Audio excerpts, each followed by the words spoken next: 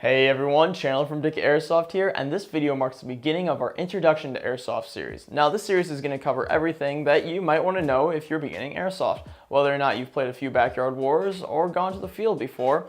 This is for the beginners. If you have a lot of Airsoft experience or just a seasoned veteran, I would glimpse over this, unless you have maybe like a little brother or someone that you know who's wanting to get into Airsoft, and then I would show them this series because it definitely is helpful. Now, what we're going to be looking at in this series.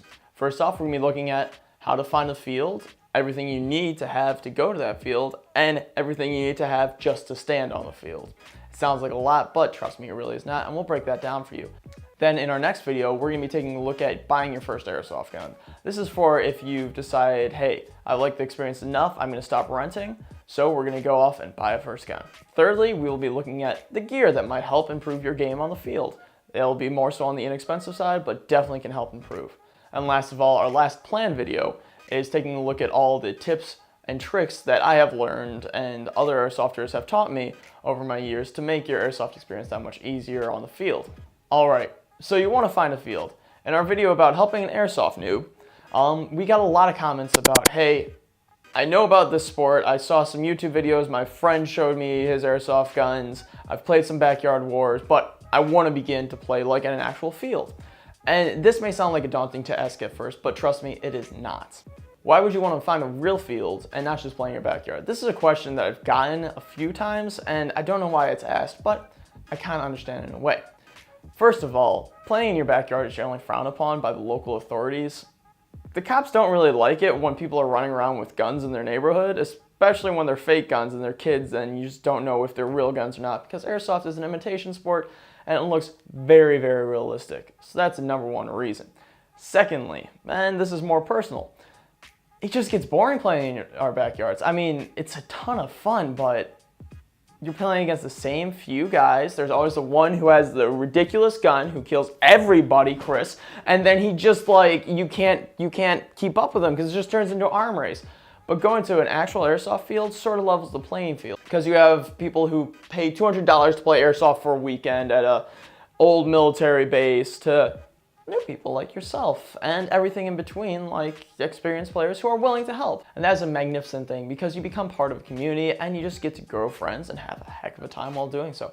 And that's one of the main reasons I appreciate airsoft is because it's an honor-based sport, which means that everyone that's in the community generally is a really good person. It's kind of nice. Okay, so how are we going to find this new field?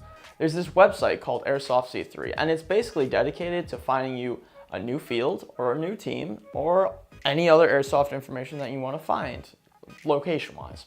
The creators of this website have compiled a massive list of all the airsoft fields, paintball fields that allow airsoft, airsoft stores, and hobby stores that also sell airsoft gear, along with a massive list of all the teams that you can find in the United States of America. Now, realize this is purely for the US. Unfortunately, I don't know too much about those overseas, so we're going to be sticking to US-based stuff here.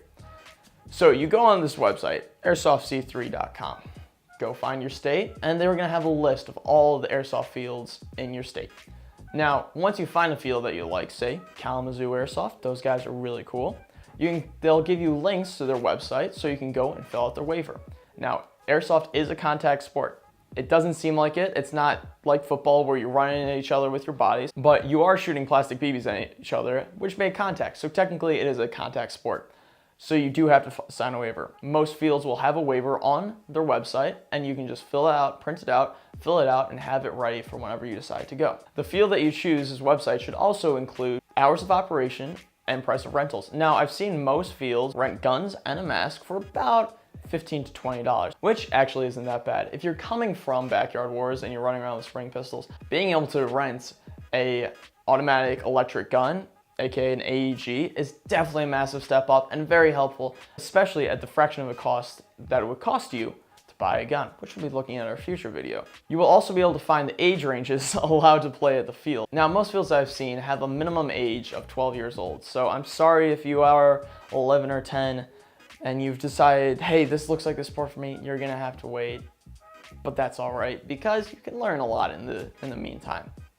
Though I have seen fields like Paintball Explosion, which allow 10-year-olds on their field. Okay, so you've decided, this is the airsoft field I'm going to, and this is when I'm going, here's my waiver, how do I stand on the field? Now this may seem like a small little thing where you just take a step and boom, you're on the field, but many fields, hopefully all of them, if they don't, I would turn away, require you to wear full seal eye protection.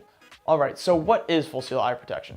Full seal eye protection means that you have a full seal lens with some type of gasket or something behind it to create a full seal between the skin of your face and the goggles. This assures that nothing enters your goggles and knocks out your eyes. Now, one caveat I do have to point out is you may be thinking, oh, I have these lab goggles or these ski goggles and they form a full seal around my face and nothing can get in if I get hit. And you'd be wrong. They are not ANSI 87 rated. Now, what is ANSI 87? ANSI 87 basically means that it has been rated by, I don't know who does it, but it is rated for impacts and for heavy impacts. If I were to shoot these with an airsoft gun, all I'm gonna get is the BB going through the lens and then shrapnel coming out the other end. That's gonna be a problem. So when you are buying full seal eye protection, make sure that it is ANSI 87 rated, and you can find this located somewhere on the lens. It'll just be a little mark saying ANSI 87, and that'll assure that your eyes are safe. Also, I do recommend wearing lower face protection. Some people prefer mesh masks like this, which slip easily over your face and protect your mouth. Airsoft BBs are capable, and I have seen it before, of knocking out teeth. And it's much cheaper to buy this for $12 than it is to go to the dentist to have a fake tooth implanted. Now, most fields require that everyone under 18 wear a combination of both mouth protection and full seal eye protection. And that's where I recommend a paintball face mask. I have been rocking one of these since I was 13, and I've loved it. This is the safe face, and we'll look at this further in the gear review. But a full seal paintball mask assures that you are 100% safe. In all honesty, my favorite place to get shot is in the face, because there's no way that I'm getting hurt when I get shot, and that's really nice to have. Okay, so you're out on the field, you've got your gun, you've got your full face mask or full seal goggles and lower face protection, and you're wondering what's gonna happen as soon as the whistle is blown and the game begins. So most fields will give you a briefing where they'll go over all the field-specific rules, but the one rule that every single field has is always call your hit. What does this mean? So Airsoft is an honor-based sport, like I mentioned previously. Basically it revolves around if you get hit by a BB from a gun, you're out. But there's no way to really gauge if someone's hit other than them calling their hits. So that's what it means. I know that many people in their backyard wars will play like a pain tolerancy, or if I get hit 3 times, then I'm out. But most airsoft fields require only one hit anywhere on the body, even if it's the foot, and then you're out. If there is a different rule set, then they'll specify it at the briefing when you attend. But just remember to always call your hits. One of the biggest problems in airsoft is people who don't call their hits, and they cause a lot of gripes amongst the players. So make sure that you always call your hits. So that has been part 1 of our Introduction to Airsoft series. If you liked it, then I highly suggest you hit subscribe. If you want to learn more, hit subscribe, because we are going to have the next part be covering your first airsoft gun. What to look for, what do I suggest, and what do you need to actually use it. And then we're going to go and look at the gear that might help you on the field. While just wearing this, it's actually pretty effective, surprisingly. There is a few things that can help you beyond just wearing your standard civilian clothing. Alright, I'm Chandler from Dick Airsoft. If you liked that video, hit that subscribe button, hit that like button, and if you have any friends who are interested in getting into airsoft, I highly suggest you send this video their way. They definitely will appreciate it, and we have many more parts coming up, so stay tuned in the future. Or maybe they're already out, so you can hit that thing to go to the next video if you want to learn about getting your first gun.